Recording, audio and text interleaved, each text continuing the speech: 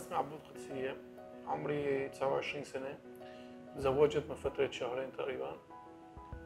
كنت أشتغل قبل الأزمة بالتنجيد موبيليا. وقت حدث سكروا المعامل ما ضل في شغل بالبلد. اشتغلت مندوب مبيعات. شوي الوضع كل ماله من سيء لأسوأ، رواتب قليلة، يعني عم تشتغل ليل نهار كنا تحت القصف والضرب نطلع الشغل. رواتب يعني يا دوب تعيش شخص. يعني وقت انا بدي اخطب واتجوز اكيد ما راح يكفيني الشيء اللي عم باخده. هلا احنا كان بيتنا بالميدان، بالضرب والهونات نزلنا سكننا بالتليفون هوائي عن بيت ستي. وابوي تصاوب، يعني اجره 3 عمليات باجره عملنا له، هلا بيعاني من مشكله من اجره. بس وكثير يعني صح لي اسافر، وهذا ما فكرت بالسفر يمكن لاني انا وحيد واهلي مالهم غيري وابوي وضعه شوي صعب. انا كنت اطلع عليهم، ضليت ومنها اني عندي مسؤوليه اهلي، مسؤوليه ابوي اللي ما بحسن بمشي لحد الان، يعني شوي بياخذ على اجره. وشوي شوي تجوزت بعد فتره وتعذبنا كثير، يعني ظروف صعبه عدت على الكل لوقت ما. هلا نوعا ما على المشروع وعلى الشغل الجديد وممكن صرت وضعي احسن من قبل.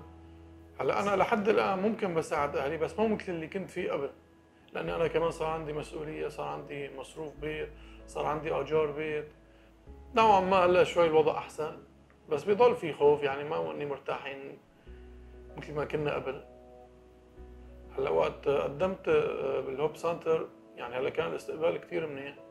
هلا هو بالاخير هو رزق من الله، والتاكسي انا برايي مشروع ناجح، انا هيك بشوفه. هلا ممكن غيري يشوفه مو مشروع ناجح، بس انا برايي التاكسي كثير مشروع ناجح، مشان هيك انا قدمت عليه. هي من الصعوبات اللي عم بتصير اني هو التصليح. ممكن هالفتره مثل ما قلت لك البنزين كثير تعبان، كثير عم بيصير معنا مشاكل بقصه البنزين للسياره، هو تغيير المصافي، تغيير الكربوراتور الى اخره.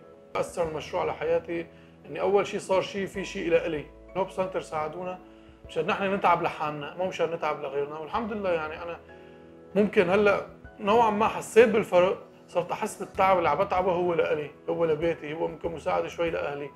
اجار، يعني صرت قبل كنت يعني انا على الشيء اللي كنت اخذه يا دوب يكفيني اجار بيتي، وممكن يعني تحت، يعني عيشه تحت الوسط، تحت بكثير.